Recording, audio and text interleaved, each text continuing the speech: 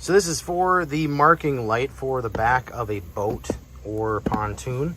It has the four holes right here in the bottom, so you want to mount that to whatever surface you're going to be mounting it to. It has a nice bright LED lights, kind of like one of those LED corn lights, but it's going to be nice and bright. It has the black wires, black and red wire to be able to hook up to your low voltage, and then also has the nut at the bottom, which you'll be able to adjust and then be able to turn the light whichever way you need to. So yeah, if you're needing a marking light like this, it's going to go on the top of like a Bimini top like that. It has the four holes.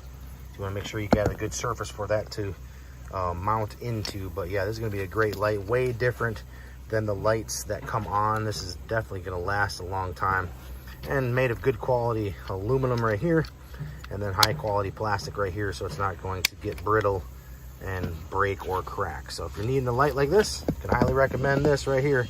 Definitely pick up one of these.